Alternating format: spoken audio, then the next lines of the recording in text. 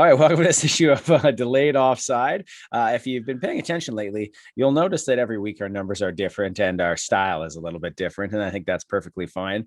We'd like to take this time to apologize for the one-man show, not for us not being there, but just for how awful it was. So I apologize. We shouldn't have let him do it, but here we are. That's life. That's life in the modern era. In this economy, that's how it works. Like, click, subscribe. Feel free to share. Reach out to us on Twitter. Instagram is now set up for us and so forth. So please feel free to interact with us and chat and send questions and things of that nature. We're going to start with the heavy hitters right off the bat here. And we're going to talk about the COVID situation in the NHL. So for the last little while, probably about the last 2 weeks, it's been starting to build slowly. Cases coming out. Probably the mega epicenter of this has been Calgary within Canada. And I'm not sure who the worst case is in the US right now. I know Nashville was having issues. I know Carolina was having issues. But it seems like basically the entire NHL is being hit with this.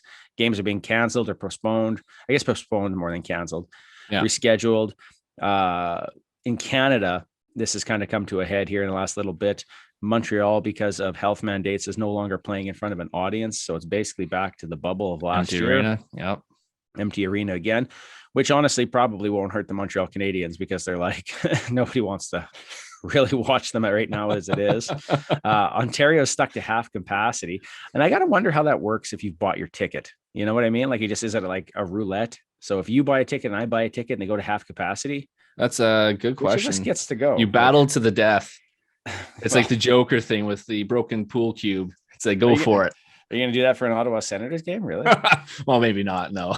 If you battle to like, you take my ticket. No, you take my ticket. Both players in the US, players in Canada have suffered in the sense that it's impossible to get back across the border if you're sick. And so Aho was stuck in Edmonton, but apparently they ordered an air ambulance. This is the rumor I heard today. Oh, I didn't They'd hear that. ordered an air ambulance to get him out of Edmonton. Oh, God. And Puljujarvi he's going to be stuck in Seattle till after Christmas, but they've basically chartered him a private flight to get him back across the border here. So let's talk about this, because this just came out today that certain games are cross-border games are postponed for sure. I'm not sure if inner city, like if we had a game, like if Edmonton had a game against Toronto or Calgary, if those would still be going or not. I don't really know. Well, I think Calgary, no matter what's going to be postponed for a while, just because every single player on their team is sick, right? Like you need to actually be able to ice the team. The list was 5 guys that didn't have it. And because Matthew Tkachuk was on it, everyone's like, everybody hates that guy. It's obvious. Nobody wants to play with him. Like, because why else would he not be sick? Right. Like, because no one wants to be around. It's because, yeah, exactly. It was caught at like a team function that he wasn't invited to. Yeah, exactly. Is that what it was? No, I don't know. I don't know. I'm just asking. Sanjay's not here. Wasn't Sanjay saying like they were in Vegas? So like maybe they went out party in Vegas or something like that. So like, yeah, I don't know. Maybe he wasn't invited, but I don't know, man. Who knows? It's interesting. It's very obvious. Like it does seem like it's coming from Calgary in the sense that everyone that's been through Calgary is, yeah, right. And they were like, well, if it was Calgary, then wouldn't Vancouver be sick? And then all of a sudden, and then like Carolina gets sick, spreads it to Edmonton. Like it just goes, and you're like, wow. Yeah. Is that ever crazy? And then now it's like it's everywhere anyways. Before last night's game against the Oilers, Jamie Alexiak was pulled for the Seattle Kraken for COVID protocol. So it's not just a Canadian issue; it's an everywhere issue. Oh, for sure. But it's really gone fire, like fast and fire, and that's kind of the crazy part about it. So what do we think is going to happen here, Ryan? What are your thoughts? What's going to move on from all this COVID continuing in? I think the NHL is just going to have to shut down for a while. I think, and let these players kind of isolate. And your dog disagrees with you. No, he never disagrees with me. Look at this face. He's looking at you. Face. He's like, he totally agrees. That is a good point. He's like, you got terrible hockey takes. Terrible hockey takes. I think, like, I mean, it is spreading like wildfire. I've never seen it spread this fast before. Even during the worst parts of COVID before, it would never went this fast. Now, you make a point there that it's spreading really quickly. Now, some of the difference before and now is the fact that the severity of it. Well, the severity of the disease or the virus. Yeah. But also the regulations and rules around what you can and cannot do. They're very different now than what they were before. And that's true. Maybe that's part of it as well. Well, and they started cracking down on those rules again now, right? Like you have to wear masking. You have to have physical distancing in team rooms. I think, are they starting to do like COVID tests upon entry into the arenas now? I'm not sure. It's gotten back to the draconian level. You're right. But yeah, so they're cracking down, and they're going to have to, and they might have to keep that those rules in place for a little while, just until we see where this goes. But I don't know, just the way it's spreading. Like I counted the numbers this morning, and I think there were like 115 or 120 players and coaches and staff or whatever that are on COVID protocol right now in the NHL. Like the worst time too. Like you're heading into essentially where you get like a 3-day, 4-day break in the NHL. Like this is your family holiday time, and you are getting nailed. Yeah. Now you said, I mean, the one good thing about it is, from what I've heard, most of the players are asymptomatic, so they're not getting hit as hard as last time. Because I remember last time some of those players really felt the effects for quite a while. Like their play really dropped off even after they came back. Crosby's been cited in that, because they were like, his first couple games back, it was like his COVID experience wasn't it's fine, I'm okay, just a mild cold. It was oh no, like I'm bedridden. Right. And he was slow to kind of get back to pace. That was earlier this season? Earlier this season, right? Yes, but that wasn't this variant though, right? That was just but still Delta probably, but still, yeah, exactly. So, but at least, hopefully the vaccines are doing what they're supposed to do in terms of at least, keeping you out of the hospital and not getting the severity of symptoms that you might have gotten before. So, I mean, there's a positive out of it if you're going to look at a positive spin on it. But at the same time, it's very concerning. And I think the NHL is just going to have to probably shut it down for a little bit and let everyone isolate and get better, and then crack down on the rules and get her going again. So, it's interesting, because if you look at, it's not the only league that's getting hit. The NFL is getting hit, the NBA is getting hit, but it just seems to be very bad in the NHL right now. And I think that's the real stumbling point. Like it's hit them so hard, and it really doesn't feel like the league cares. Like last night, even before the game, Puljujarvi's pulled, Alexiak's pulled, and it's like, you're still playing, get going. Yeah. Well, money talks. I think they're just trying to push games. Billions of dollars last season. They're trying to actually, get a positive amount of money this season and not lose money, right? And then they have the new deals with ESPN and TNT that they want to uphold those TV deals. So it is tough, especially when you've had to make so much compromises in the past, and you were hoping this season you'd actually have a full 82 game season, right? So, well, I think that's still on track. I would hope so. I would hope they have enough time in there to play these delayed games. So I would assume as of this point, they're going to play 82 games, but I mean, obviously if you can play some of these games earlier when there's not quite as many players that are out, and you can actually play the game, and then you don't have to make that up later on in the season, right? Because I mean, if there's too many of these delayed games, then it's going to be quite a headache, I'm sure, for the schedulers. Yeah, that's true, actually. That's kind of where the next problem becomes, because if games are canceled and pushed back, the league has to get through the season, and because they have to, that means they're probably unable to release players to the Olympics. Is the Crosby McDavid Olympic dream dead? I hope not. I mean, realistically looking at it, you would think, yeah, probably. I mean, Bettman did come out and say, they're not going to stop players from going that want to go. I don't know if this changes things since that press conference, but he has said that. I mean, there was that deal made with the NHL and NHLPA, so it sounds like they want to uphold their end of the deal on that end. I know there's concern from the players in terms of the rules in China. If they contact COVID, was it 3 to 5 week quarantine period they have to stay? Did your cat just tear up your leg? Yeah. They have to stay in China for that amount of time. So it seems there's a lot of concerns there. And obviously, if you get sick, I think it's something like a 3-week quarantine and you're stuck in China. Right. So, I mean, you're missing already. Well, God, you'll be missing a lot of important hockey leading up to the playoffs. Yeah. Right. And then if you have family, you're away from your family even longer than you already were. Correct. So that's not an easy thing to decide on.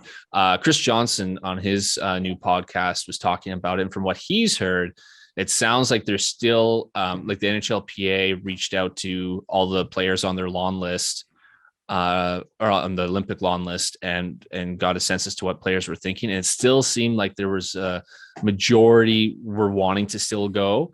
So Chris Johnson was thinking or believes that they'll still go, but there's going to be some players opting out and probably some decently big Robin names. Leonard has already opted out. Yeah, he's already opted out. There is a rumor. Carlson. Yeah, maybe. Is that who you're gonna say? No, actually, I was gonna say there's a rumor that there's a Team Canada player, like an automatic, like this guy's gonna be on our team. One of the three that's already been named? No, but I think but might be though. That's the thing. It could be, but it could be one guy who you're like, this guy's gonna go. Yeah. And that they're thinking that they've expressed to Team Canada that they probably will not go. Yeah, well, it's probably one of the veterans who've already done it, like a Crosby or a Pietrangelo or whoever else has already won a gold with Canada one or two times, and they're a bit older and they have families. Those would probably be the type of players who wouldn't want to go do this. What do you think about it, Ryan? If a player does decide and then they do get sick and you say like you're missing 3 weeks of stuff, they're coming back, they're going to be a little out of shape. Like look at Pierre-Luc Dubois and how like it basically he was out for the entire season. Like he played, but he wasn't as good as he should have been because he could never catch up. Right? He was always a little bit behind from the start of the season on. And then you run that risk. And if your team is like a bubble team and you're gone, you run that risk. Okay, Tim, like first time with a mic. Thanks, buddy. You run that risk of actually putting your team out. Like think about you're talking about last season with Pierre-Luc Dubois. Is that what you mean when he got traded and he had to do quarantine? Yes, okay. What did he have to do? He had to quarantine. Sorry. It took me a little while to catch up. It's been a while since I've been on the pod. I'm a little slow right now. So excuse me. You and I are actually you haven't been on in a while. I missed 3. Yeah, we were kind of having the Pelon plague over here. There's a flu going around this. Luckily, no COVID, but flu going around the family, one family member to another for forever now. So I don't know if mine was a flu, but the 1 week I missed when I was out. Oh, guess who's here on Sanjay? Oh, well, you probably. No, I don't see it. I just took a guess. Okay, well, I admit because Adam hasn't replied at all, so I wanted to know who it was. Hey. We're already recording, so you need to get your A game on right away here, Sanjay. Actually, I don't think he can hear us at all. It looks like he's connecting to audio. He looks like a computer hacker in a very bad movie right now. He's like, oh my God, I need to get through these files. I just was typing. Yeah, we're saying we've already started, but we're just talking about the Olympics and the likelihood that if they're going to occur or not occur and the consequences. And I was just going to say, like, welcome to the pod, Sanjay, that when you think back to the last Olympics that NHL took part in, the New York Islanders were in a playoff position until John Tavares was injured in Sochi, and they could not win games after that. And once that occurred, they were done. So if I'm a team and I'm in the playoffs and I lose one of my elite players, am I going to be able to do those things? Let me give you a positive of the Olympics. Kind of the opposite of that. And I'll take you back 20 years ago to 2001, 2002. Jerome McGinley he was a good player in the NHL at the time. Who? The only player I talk about. Are you talking about Tig's dad? Yeah. Hopefully one day. And he was a decent player in the NHL. He wasn't a superstar at the time, but there was an injury, I believe it was to Simon Gagne, and he got called into the Olympics, and he made into the Olympic training camp there that they were having in Calgary. And, he said that summer that he's like, yeah, like when I played, I really realized that I could hang with Lemieux, Sakic, Yzerman, all the greats at the time. And, the rest is history. He went in to get a Hall of Fame career after that. So the Olympics can have a positive on players as well. I think there's always that risk of injury anyways, right? Like there's players that get injured at the Olympics that end up, costing their teams come playoff time. That's always a risk regardless of COVID. So, I mean, there's always going to be a risk for the NHL teams. But I don't think the issue is that is it a risk for them to go because they'll get injured or will they not learn something if they don't go? The issue is you might be in China in a little like hotel room for 3 weeks where you can't do shit all and then have to come back. And in 3 weeks, what is it like? What do you play by 3 weeks, 3 games a week? So you're 9 games now you've missed. Yeah. And there's no cap relief for your team. COVID doesn't give you cap relief. Yeah. No, it's a risk. But I mean, I don't think the teams really get a say, right? It's down to the players and if they want to have that risk or not. So I think we're going to see players opt out. I mean, they may choose not to go at all. I'm hoping they still go though, because I love the Olympics. I love Olympic hockey. Let's play this game then. Does Crosby go? Yes or no? I'll say yes. I'll say no. Does McKinnon go? Yes. No. Does McDavid go? Yes. Yes. And then he gets quarantined for the rest. No, I'm just kidding. Does Matthews go? Yeah. No. Yeah, I think it's either they go or they don't. But I honestly just can't. The one guy I was considering was Crosby not going because, like I said, if there's a guy who's not going to go, it'd be like an older player who's already done it. Yeah, and he'd hate to miss all that time out by himself at home, right? And like, you know, family back at home and all that type of thing. But Crosby, I don't know. I would hope Crosby would want the opportunity to have that moment with McDavid. Kind of like the passing of the torch on the same team. And like, that's the biggest reason I'd be so depressed if this doesn't happen is because we'd be denied that moment again, 2 Olympics in a row.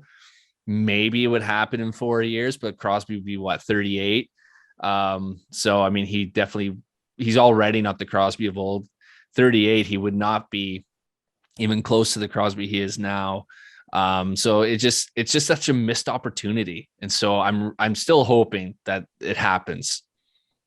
What about, instead of going to the Olympics, they say, hey, we're going to do another World Cup in North America. See, why do you like the World Cup so much, Sanjay? Like you are just having you always bring that up in the chat. You're like World Cup. Why? Yeah. No, like the World Cup. I never watched the World Cup. Oh man, really? We don't have enough teams of quality, so we're gonna make 2 fake teams up for it. Now, I didn't like the that. best team we've seen in years. I didn't like that. Why not? See, our teams were in the playoffs last year, Sanjay, so that's what we were interested in. Hey, we're doing good until we got shut down, okay? Actually, the current shutdown probably benefits Calgary really well because now that Calgary's already been out for 2 weeks, them having a 2-week break isn't going to help them be like worse, right? Yeah, everyone will be kind of in the same boat. Well, I don't know. The World Cup up until like 2004, I think they kind of killed it because 96, that World Cup, that was on fire. Like the USA beat Canada in game 3. It was a close series. You know, we had the best players playing. But you look at the previous World Cups, like when they were Canada Cups, those things were on fire, man. Like you think about some of those best moments, 87, Gretzky to Lemieux. You talk about that passing of the torch moment. To my knowledge, outside of an all-star game, that's the only time Lemieux and Gretzky played together. Okay, but let's make this comment here, which is you're talking about the Canada Cup. The Canada Cup and the World Cup aren't exactly the same thing because the World Cup was more of a separate like NHL ran thing, is it not? Yeah, and I doubt it was that tournament happened during NHL playoffs like the World Cup is. I could be wrong. The World Cup was always start of the year, wasn't it? Like you're thinking World Cup is in like World Championship, that tournament that occurs for the IIHF. Yeah, he's talking World Cup like Team North America versus Team Europe. That they did a couple of years ago. Yeah, I see. Gotcha. Not quite that, but yeah, I think they need to go back to the countries. And I don't know, you know, with the Olympics, they don't get any money for ticket revenue. They don't get any TV money. They don't get any, you know, the players don't get any money out of this. The World Cup, they would get exclusive TV rights. So that's a couple million there. They would get ticket sales, all the beer, merchandise, everything. Like the NHL doesn't get anything from the Olympics. What are they going to get going to China playing games at 4 a.m? You think people in the States are going to get up and watch that? Like if Team USA is good, yes. If it's going they're in the gold, finals, they'll get yes. Up. Yeah. People will get up. But people, I think, would watch the World Cup if it was like. Do you have a fishbowl lens on your camera right now? I swear to God, like your one eye. It looks like a music video. Yeah, it's like you got like the 90s Jamiroquai music video. Like, like that's Sanjay's video of me just like dancing. I like the dancing. Like, what the hell are you doing, man? Thank you. I got those moves from you, buddy. Oh, thank you. Yeah. Wait, continue. Sorry, I'm just like I don't even know where I was. Your moves. World Cup. World Cup is awesome. Olympics. I mean, yeah. You get okay. So I thought you were talking World Championships. No, okay. no. So World Cup. So World Cup is better. I mean, it still doesn't compare to Olympics, right? Like Olympics is an international event with so much history. Happens once every 4 years. Meet Olympic gold medalist Sidney Crosby. Meet World Cup gold medalist. Like you're gonna be like, what? Oh, yeah. Sweet. It's just not the same prestige. It's your European love of sports, tennis, cricket, squash. Soccer. Those are the reasons. Soccer has a World Cup, and that's way more valuable than the Olympics in soccer. You know, in soccer, Olympics aren't anything. Like, I don't know why there's all this love. Oh, those soccer Olympics are pretty big, actually. It's big. You're right. The World Cup's bigger. Like I would argue, World Cup's bigger, but it's also got more backing to some degree. And there's more countries involved with World Cup, right? Like for hockey, it's North America. Like that's all that's watching the World Cup of hockey is 2 countries. Yeah, right? And way more crazy crap going on behind the scenes. The fact that a country like what is it? Where is it this year? Qatar? Oh yeah, Qatar. Yeah. Yeah, Qatar. Sorry. Qatar has it this year. The fact that that's a country that won it is basically like everyone going like, huh, like how many people died building this stadium? I can't remember. Yeah. Well, no, like the World Cup is shady from FIFA, but I'm just talking about like, you know, the last World Cups are shady. Move on. But the last one had games in Europe. So you got to grow the game. Sweden, people that play in the NHL that play for Sweden, Finland, and Russia and the Czech Republic got to play for their home countries in the last World Cup. And that's a big deal, you know, and then they came over for the semifinals and quarterfinals here in North America. You know, it grows the game in more traditional hockey markets. Like, you know, you would get more eyes in Sweden and Finland and Russia in a World Cup than you would. If they do a World Cup, the NHL runs it, it will not leave North America. Because the last one was in Toronto. I'm thinking 04. Sorry, I'm thinking 04. They had it in Europe and North America. But not the last time. And that's the thing. You're going to have people like, you're going to push back the start of your season so people can like watch a game late at night, 6-7 hours off the time difference. Because I think that's a problem. The World Cup's an NHL entity. I think you'd have to build the World Cup, right? Like it's not even close to the same level as Olympics or you know, soccer, what soccer does. You would have to build it and have it a consistent event. And you'd have, you're right, Sanjay, it would have to be able to tour countries to be able to bring in fans and interest among more than just United States and Canada. Yeah. Well, and they don't have any set time. Like their last World Cup was 2016, but before that was 04 and before that was 96. Yeah, like it's just that's the other problem. Random, right? There's not a lot of history there. Because there's nothing. It was brought up most recently as we didn't go to the Olympics. We're not going to the Olympics, so you can have this. It was a consolation prize, and everyone saw it that way except for Sanjay. Well, I mean, that Team North America jersey is pretty fire, and I'd love to see that team together right now. It ain't gonna happen now. It's actually, by the time it happens now, like there was a couple of years ago, if it occurred again, like 4 years, like it was supposed to, where half of Team North America would still be on Team North America. They would have still been good, but not anymore. Think, like the Team North America thing was dumb because it like robbed. You mentioned the passing of the torch. Like we didn't get to see McDavid and Crosby play together because McDavid was stuck on Team North America. They just needed 2 more teams, so that's why you had Team Europe, so that guys like Kopitar could play. Yeah, and why you had Team North America, so you have the young guys play. Yeah, like John Gibson wasn't going to be on Team USA. He was going to make it, but he was a good goaltender, and he got to play for Team North America. What if they did like Canada too? We always talk about, well, Canada has enough players you could ice 2 teams. It's like, what if they did like a Canada West and Canada East? I just think that's such an arrogant move. Like, you're like, we're so good, we have 2 teams, and then we both lose to Team USA, who is just actually good. And you'd be like, well, let's shut us up. But I'd be curious to see, right? Wouldn't you? These Canada 3 North did well. Or it's like Team Canada and then Team Ontario. And that's what you would have. It would be now. 20 years ago, 30 years ago, it'd been Team Saskatchewan, but now you're right. It's Team Ontario probably now. Yeah, not even Team Quebec. They could have fielded a team like 20 years ago now. I don't think they Who's the best French player in the league right now? Bergeron? Probably. Who else? I don't even know. Marc-Andre Fleury. Does he count? So 2 guys nearing the end of their careers are the best.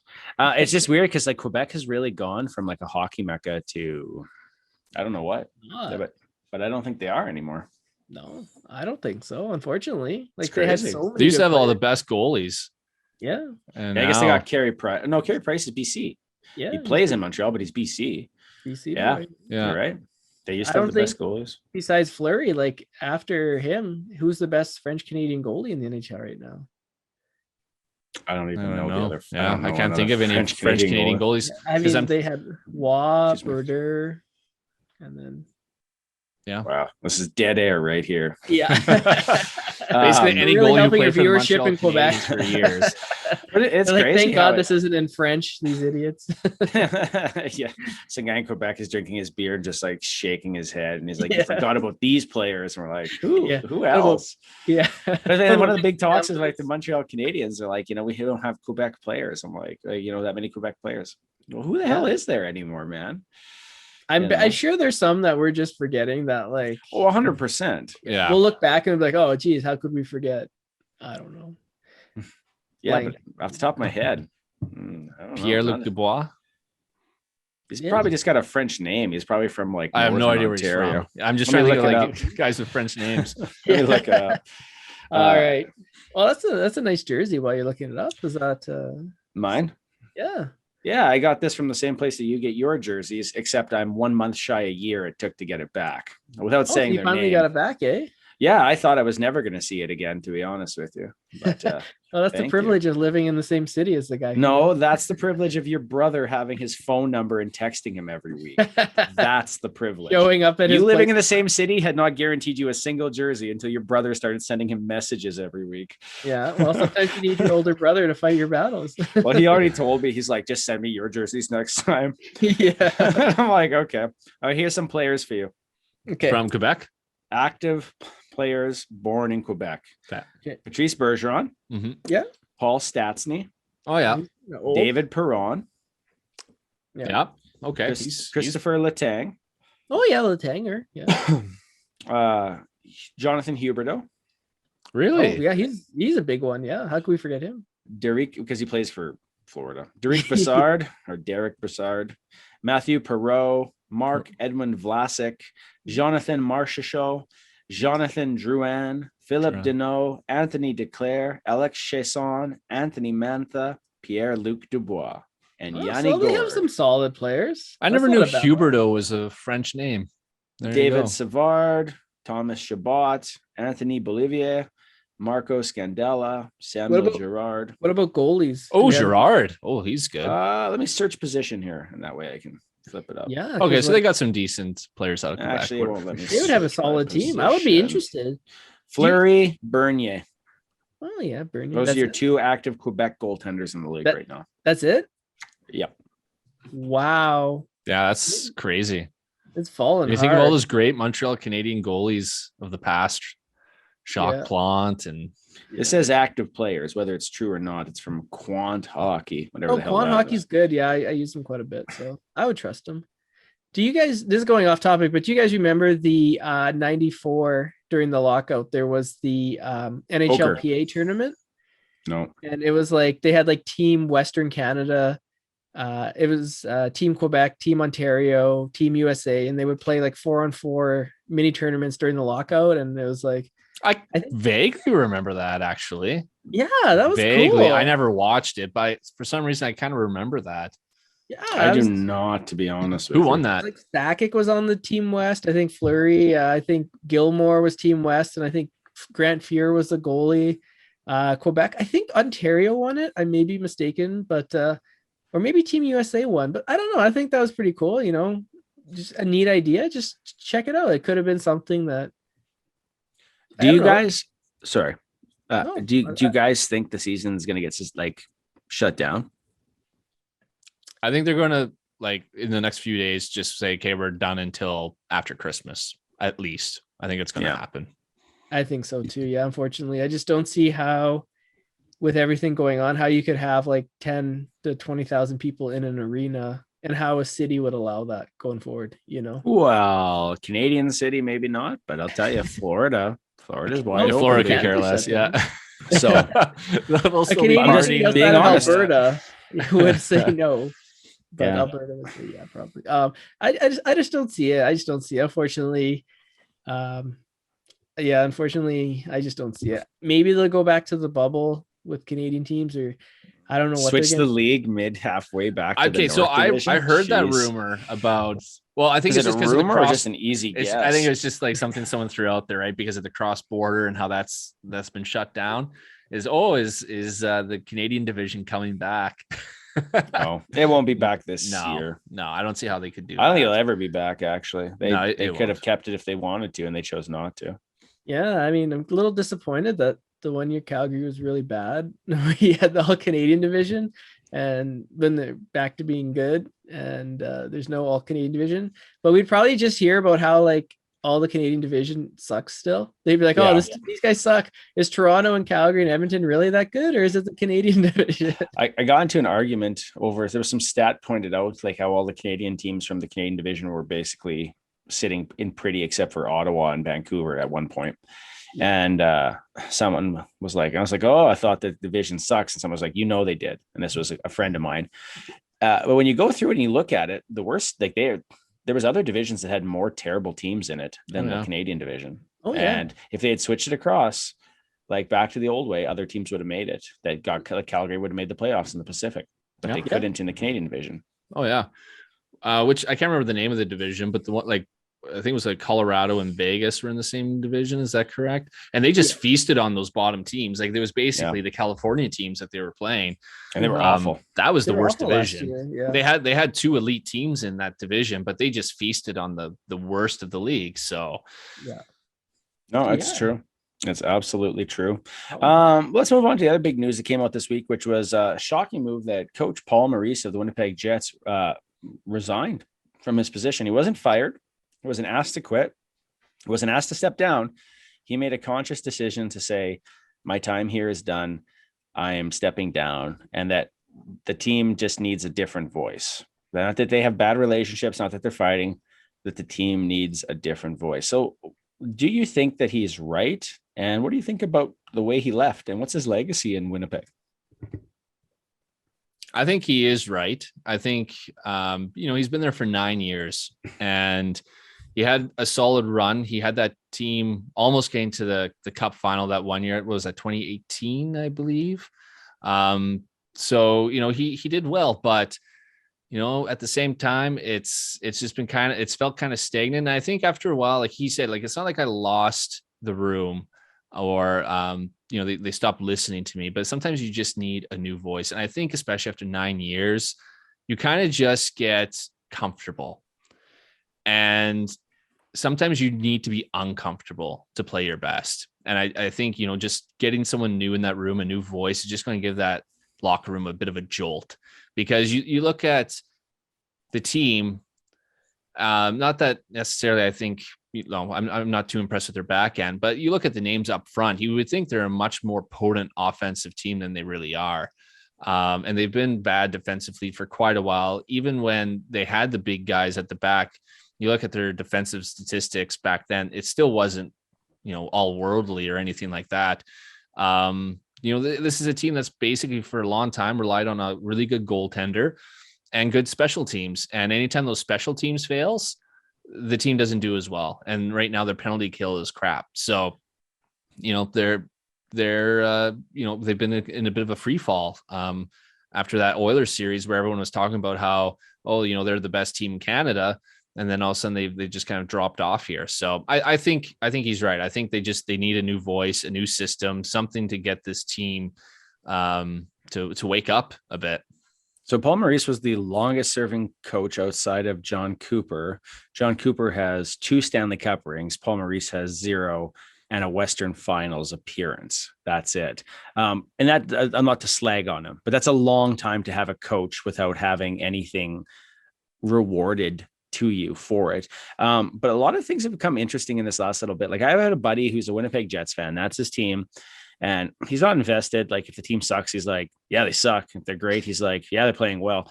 But he literally will call stuff out weeks before media pays attention to it when it comes to the Jets. Like he was he was all about how great Pierre-Luc Dubois is this year. Like off the bat, he's like, he's so much different, blah, blah, blah.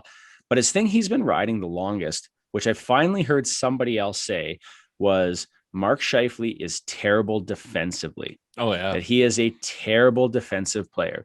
And that his other comment was he should not be considered for Team Canada because he won't be useful for them. He can't play defensive hockey. He's just going to be a liability.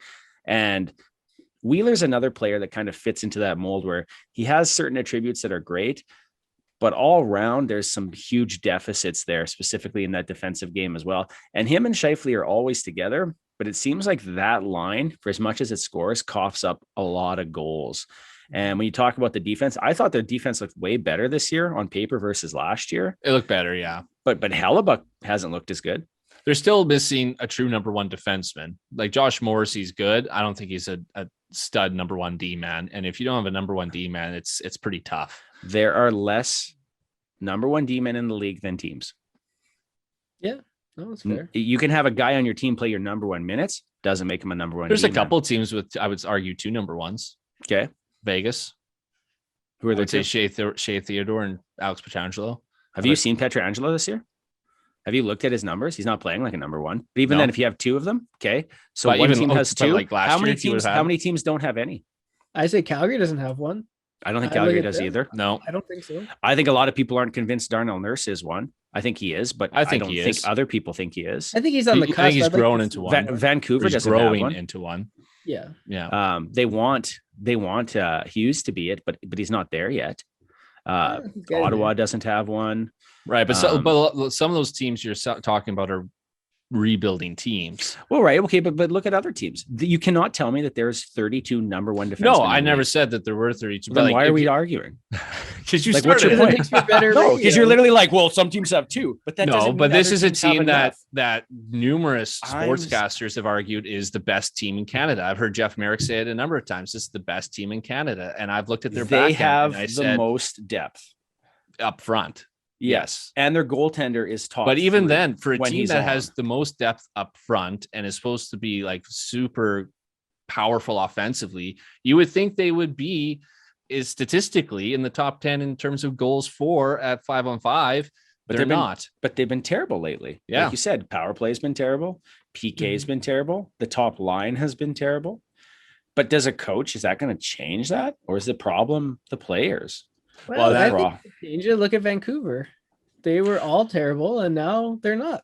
But Vancouver was playing way below what even people who thought they would be crappy thought they would be, right? Yeah. I don't know that Winnipeg was. That's always Winnipeg had a positive record. Yeah. I don't think a coach will change this year. Like, it seems weird that he didn't just ride out the season and he just resigned mid-season. But I think, like, especially with like COVID and like, there'll probably be less practices after Christmas, but I definitely think your coach can make a huge change. Look at Calgary with everyone, and then they got Sutter. If you get an elite coach, your team, it really improves them. Look at the Islanders. Look at Vancouver. They haven't lost yet since Bruce Boudreau came. I think a coach is absolutely can make a big change. But once it is always a question. Sutter had an entire season where his team wasn't good. Barry Trotz is having an entire season where his team is not good. Like it still ebbs and flows, guys. Like it's not and even like you guys being like, oh, Vancouver's had a 6-game winning streak. Absolutely. Like that's crazy. But they also had how many bad games prior to that? Like that group is still fragile in a lot of ways. They're just having a really good run here. A lot of teams pick up. The Oilers went to near a playoff position when they fired brought in Hitchcock. Yeah. And then they lost Clefbaum and the team crumbled. Yeah. Mm-hmm. You can still you can play guilty for a while. Well, it's that jolt sometimes that comes into the locker room, right? And you want to be playing your best to get on, the coach's good graces. And like I said, there's a bit of excitement there and nerves. And sometimes you play a little better when you're not comfortable. And so, yeah, in terms of Vancouver, it's kind of going off topic. I mean, we'll see, if it is just that little initial jolt and they aren't a good team, or if they are. But that is always a tough question is it the makeup of the roster or is it the coach? And I think that's always why the coach goes first, because that's the easier fix to throw in a new voice, to put in a new system, than it is to decide, okay, this roster isn't built correctly. Let's reshape it. Right. That's a harder task. So I think this is step number 1. I think they just realized this team, as they're currently playing, are not going to get the job done. So Yep, new coach in, see if a new system of some sort will get the best out of these players that hasn't happened yet.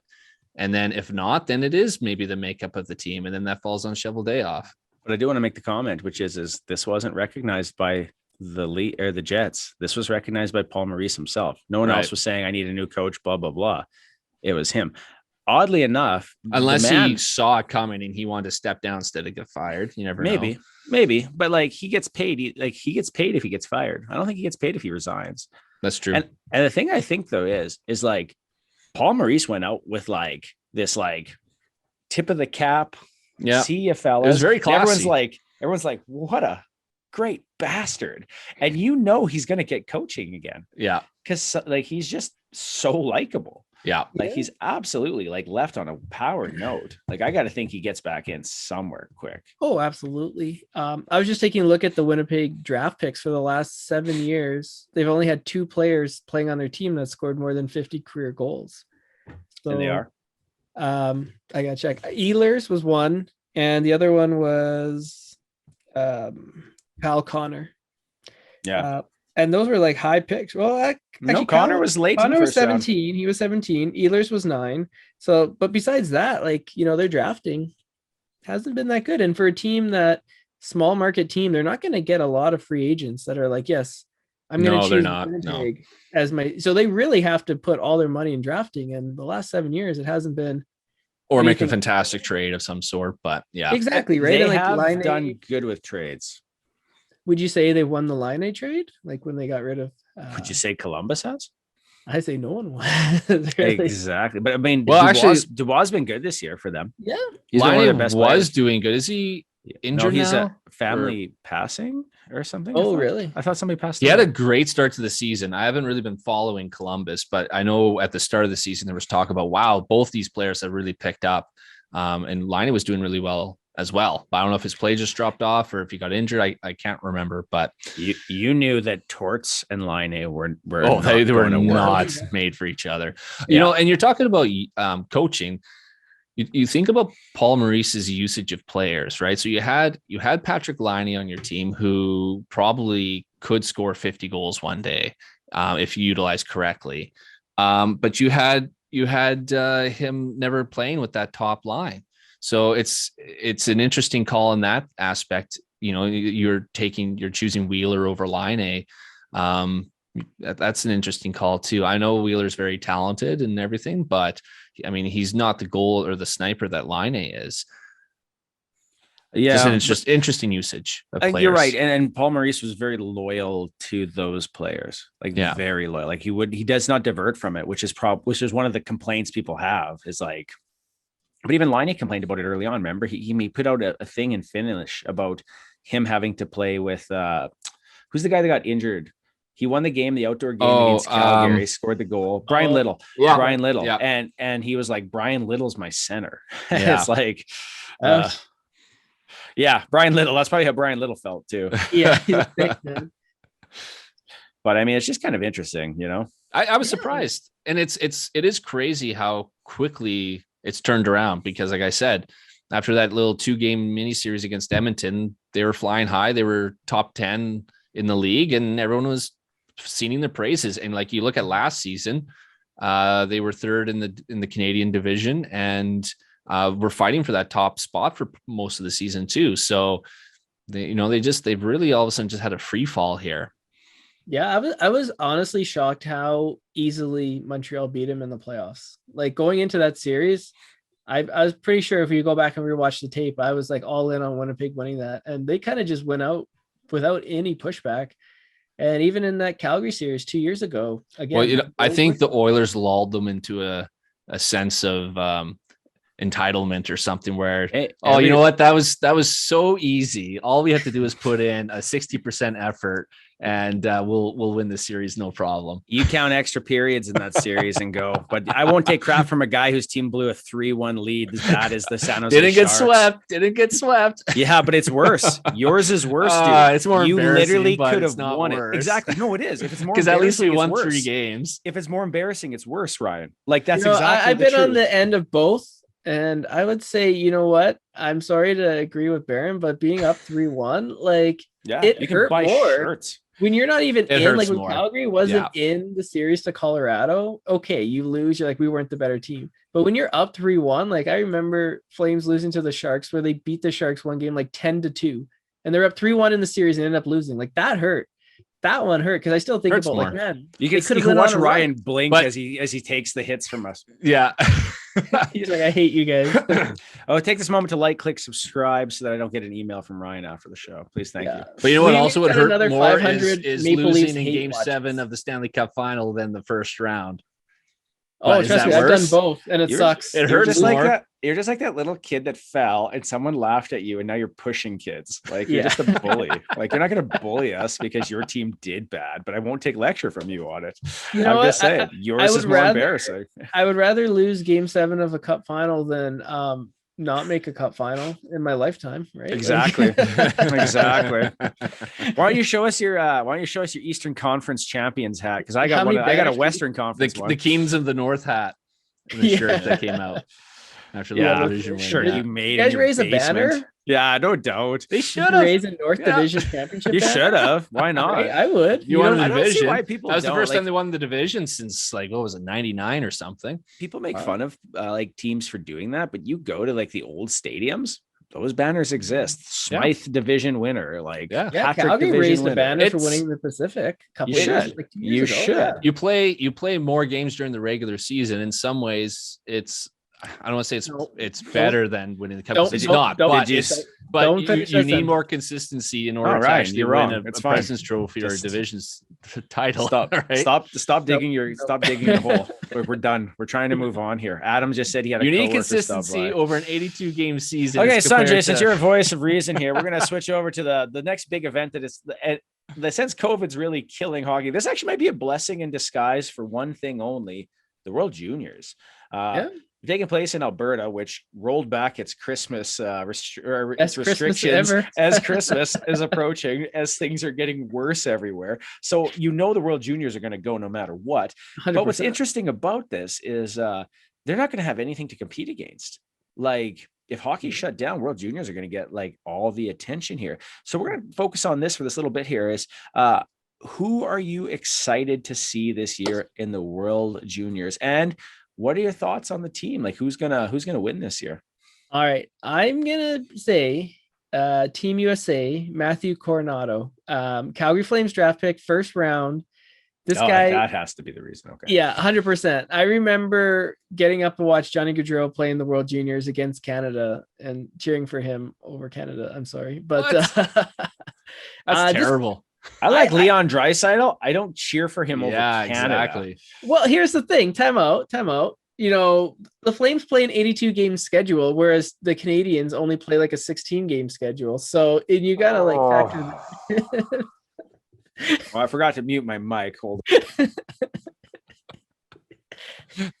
Poor Baron. I don't know. I wasn't cheering. I was just cheering for him to succeed because I want No, to see you what- said you No, were no, cheering you for said- that team over Canada. All right, fine. I'll admit it. I was cheering for Team USA. You guys can hate me. You see, it's- Sanjay's just like wearing his Team Canada shirt and his USA one's on underneath, Underneath, and he just like yeah. slips it off, and he's like, I "Yeah." was legit gonna get a USA Olympic jersey with Gaudreau or Kachuk on the back, but now that looks like that's out. Yeah, are but you no, going to cheer for USA over Canada at the Olympics? depending if it Manjapani happens? made it or not. What's right? that? Depending if Manjapani made it or not, probably. Well, if the Olympics don't go, or sorry, if the NHL doesn't go, is what he's asking. Oh no, if the NHL doesn't go, I don't know. It depends. Is Rene Bourque still playing for Team Well, Canada? Here's the thing: the Spangler Cup, Canada's not going. Yeah. They've announced they're not going, and that Yeah, was the that's closest what it you was, would yeah. have to seeing a team Mhm. that could become the Olympic team. Yeah. So it's going to be a shit show. Yeah, I don't know who they're gonna get. Maybe Team China, not pulling out. They're like, we knew this all along. Like we'll have the That's why they're in the tough division. They knew. yeah, the suckers. No, Matthew Coronado for the USA. I want to see what this kid can do. I looked at his stats and I was like, this is a guy. He's going to be boom or bust. And Calgary got the high draft pick last year, and there was like no junior games last year, so the draft was like a complete, throwing darts at a random board and picking who you're going to get, because it was like, okay, these guys played 10 games in the year. I think this guy's going to be good, but like again, it's only 10 games.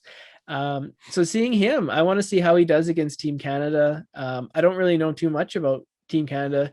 To be honest with you, there's no, I guess, Wright and Connor Bedard are on there. Besides those two, I don't really know. You picked.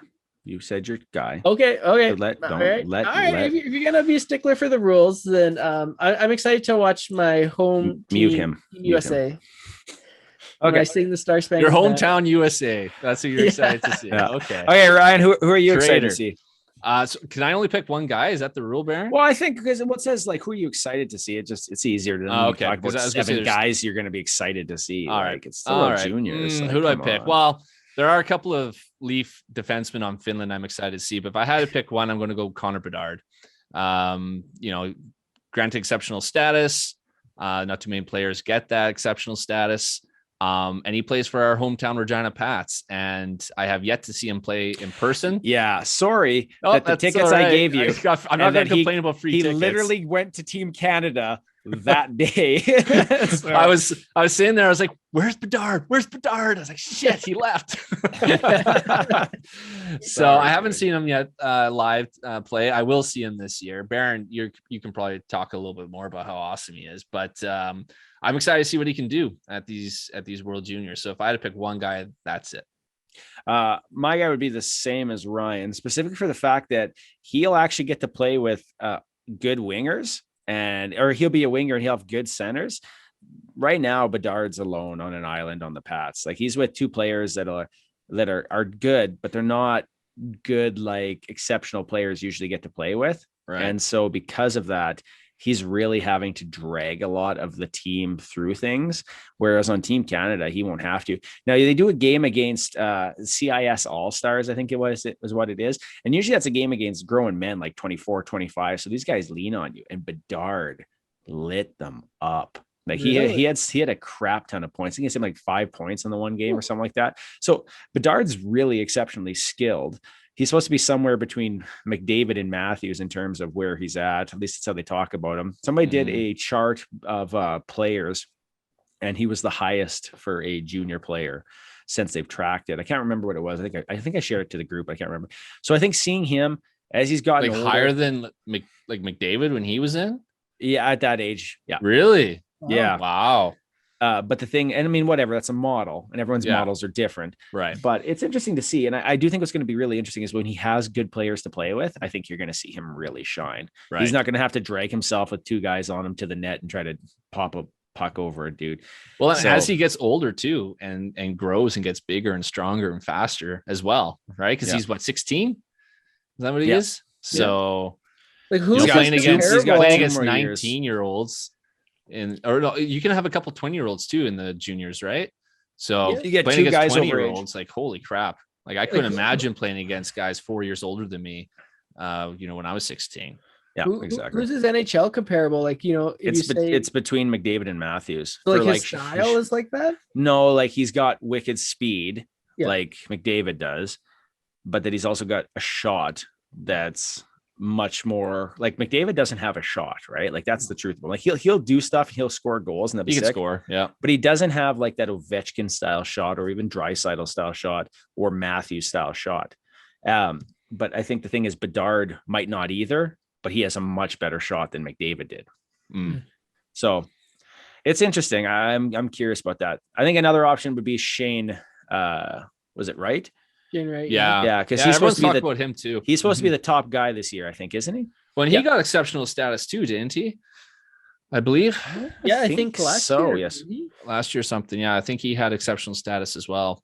Lots of people talking him up because that's in our Twitter chat, Baron, you shared that link or that tweet by someone predicting the next Olympics, but not this one. Right. And people were upset that Shane Wright wasn't listed in that projection. But they do screw over. There's always somebody who's screwed over. Crosby got screwed over the one Olympics, right? Someone. Yeah, Crosby got the Olympics. That was 2006. They took Todd Bertuzzi. Yeah, the Todd father. Let him go. They've made some weird decisions. That's all on Gretz, that one. Yeah. I mean, well, they took a lot of the players from 2004 World Cup that won the gold. But then, like, I remember after 2006 was turned, right? Yeah, true. After 06, I remember them saying, okay, we're not going to take like role players, like guys who could play like those third, fourth line type of minutes. Like, let's just take superstars and they can adapt their games. 100%. Yeah. And that's what they can do. Like, okay, you know what? You're not our big goal scorer that, I know you scored, 40 goals in a season usually, but you are going to be our shutdown guy and do it. Yeah. That's what they can do. Sorry, just this came from Elliot Friedman just now, which is essentially the cross-border shutdown triggers the material damage clause that they can skip the Olympics. But sorry, to go back to so the NHL can choose. I think they can shut it down. Who's they? NHL? The NHL. Yeah. Like, they might be like, we'll honor players, but now they're going to be like, no, we have what we want. Legitimate rights. Well, like, if they do have to shut down the league until after Christmas, like all games, I mean, they might need that time over the February break that would have been the Olympic break to schedule all these lost games. So I think the All-Star game's out too. Like, I just can't see them whining. Well, what would be the point of doing that now? I think that's their big thing for ESPN. ESPN wants it, apparently. This is a side note. I just found this when I looked at that thing from Elliot Friedman. This is 11 years clean and sober for Jordan Tutu. The Tutu chain hit 11 years today. That's pretty impressive for him, man. That's good. Yeah. Do you guys have, like, has it become a tradition for you guys to watch World Juniors? Yes. Boxing Day, every Boxing Day, I'll watch World Juniors. Yeah. I'll throw it on if the timing's right. Like, if they're overseas, I won't bother. Harder for sure. Yeah. But I won't make the effort. But if it's in North America, I'll be like, I'll check it out. Adam's liking tweets, but he ain't here. Oh, what the hell? He's been busted. It's like when you call in sick to work and then your coworkers see you out at a restaurant or on a podcast. I will say, with the World Juniors, we were treated to so many great tournaments in a row that when we didn't get that kind of hockey for a couple of years, I kept watching, but I just didn't have the same interest level as, when like Jordan Eberle was scoring those goals. Those last second. That's got to be one of the top World Junior moments. Yeah, that's like top that 5. And the shootout with, was it Taves? Taves was Kane. three, wasn't it? Taves times, and Kane going back and forth. Like it was like three or 4 years in a row. It was just fantastic hockey. Ever since like 05, right? Because 05 we had that dominant Canada team that was so fun to watch for us, probably no one else. And then every year after that, there was just drama and really good hockey and excitement. And then we finally lost it. And then after that, it just kind of, like, it was still good hockey, but you just didn't have the drama of years past. So I just didn't have the same interest level, but it's starting to pick up again now for me. I think it's tough because you look at last year's team, like, they had some amazing players on it, but it's like they lost, and that's what you remember. Yeah. Right. Like, you're like, wow, that's tainted. Like, that sucks. And they were like one of the best teams of all time. Remember, before the gold medal, they're like, was this the better team than 05 or not? That's right. I forgot about that. Yeah. That's right. They were making those. The answer was no. But I think it was like Spencer Knight for the USA shut him out. Wasn't it in the gold medal game? I can't remember. They were like high flying. Yeah. Every game was like insane. All I remember is the player. This is a couple of years now ago, but the player from Sweden, when they got silver and he threw his medal into the stand, how he has struggled in the NHL, because I think it's the guy from the Rangers, and he was the guy they were talking about, Anderson or whatever, or what's his name, but they were talking about trading him for Puljujarvi or trading him for one of the other guys that wasn't working out where they were, and I just think it's kind of crazy. Thinking about that. Has the World Juniors ever been to Regina? Like, if you guys gone to a game before? They were in Saskatoon. They played some games in Regina, but not they played pre-tournament games here for Canada, and then the main, like, the Canadian games were in Saskatoon. They played some of like the Latvian games and stuff in Regina, so I saw some of those too. Yeah, and they had the red and white games for who would make the team in Regina. In Regina, yeah. So I got to see Kadri play. I was excited to see him. That was the year he was on the World Juniors, and he was a big Leaf prospect, so I was pumped to see him. And I was a reporter at the time, so I got to see them like walking through like the hotel lobbies and stuff like that, because we're getting like footage of them and talking to some of the players. So that was kind of cool. But nice. Yeah, it was pretty neat. It was a really fun time, and that was a fun. What year was that? That was the year Eberle scored another like last second goal to send it into like overtime or something. Then they lost. They lost that year. And they lost was the Taylor Hall, Pietrangelo. Like that was a stacked but Everly still team. scored like an insane goal to send to like overtime, I believe it was, because they were losing and then he tied it. And I was like, I was expecting so much from Everly going into the NHL. Like I thought he was going to be like just like this playoff, like this prime playoff guy, right? That and they just played in Edmonton and never got to go in the playoffs. He never got to go in the playoffs. Yeah, exactly. You know what the worst is? The first year that they got to the playoffs with him, he was a dud. He did awful. nothing. Yeah, and then he got to the Islanders and he was actually able to start producing. Yeah. But he was so bad. Like him, Lucic, and Nuge had like 0 points. I remember that. And it was yes. Oh my God, that's a terrible line. Why? It shouldn't have been. That was Lucic's best year. That was Lucic's best year. Really? That was right from Boston. Like right after they picked him up. No, it was from LA. LA, yeah. He was right. That's right. He went to LA. Yeah. Right. Yeah. This is our last show before Christmas. So we talked about doing something Christmas-like, but we're already approaching an hour here, and that's usually our limit. So what I want you to think about is if your team was a kid or someone who was like asking something of Santa, what is the one gift? And it doesn't have to be an actual gift like a PlayStation, but what is the one thing that your team wants?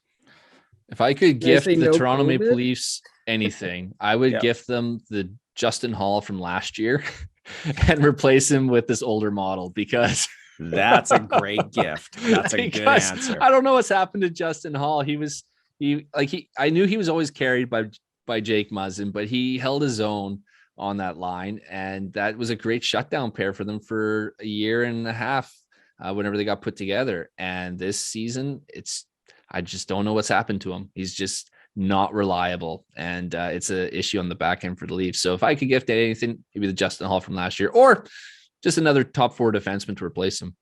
That's a great gift. Okay, Sanjay, what's yours? What's yours for the Calgary Flames? Besides everyone healthy, and that's the obvious one, but I would say shiny new multi-million-dollar, multi-year contracts for Gaudreau and Tkachuk. You want to lock in long term, hey? Yeah. Oh yeah. 8 years each, 10 mil each. Let's go. How old is Gaudreau? 28? He's like 28. Yeah. Okay. So, yeah, that's fair. I mean, maybe not 10. I don't know. Something just reasonable. Well, I think it 8's the max anyways now. 8's the max. Yeah. So I would like to see those 2 get signed. And as I said, everyone healthy, because everyone's sick right now. But for the Edmonton Oilers, the gift that I would like to see them receive is consistent scoring from the bottom 6. In the last 2 games, when it's actually occurred the last 3 games, but in the last 2 games, they have had a ton of depth scoring, and it makes such a huge difference. So I would like that to just become a consistent thing, like a subscription to bottom 6 scoring. And I would take that over anything else right now. Who's playing third line C for them right now? McLeod. McLeod is, but he was out. So I actually think last time it was Derek Ryan, and he was in a slump. But he goes back between 3rd and 4th. So the last game they only had 3 centers, and they ran McDavid and Draisaitl on the 3rd. On the 4th. Depth scoring on the 4th. But no, Draisaitl are playing. But honestly, whatever. Hell, take it. Why wouldn't you? If you could win that way, why wouldn't you? But it wasn't necessarily that they were in on all those points. But just the fact that they were getting like a point from one of those lines was huge, because they weren't getting anything. So I'll take that. With that, this wraps up this episode of Delayed Offside. Like, click, subscribe. Feel free to watch the Willie's weigh-ins, because at least he shows up for those. Thanks to Sanjay for doing an all Sanjay episode, where I assume he mostly just danced with his shirt off, talking about movies. Yeah, that's pretty much my other channel. But yeah, have a happy holidays, Merry Christmas, and make smart choices. Other than that, I'm Baron. I'm Ryan. And I'm Sanjay. Much love. This is Delayed Offside. Take care. Have happy holidays. Delayed Offside.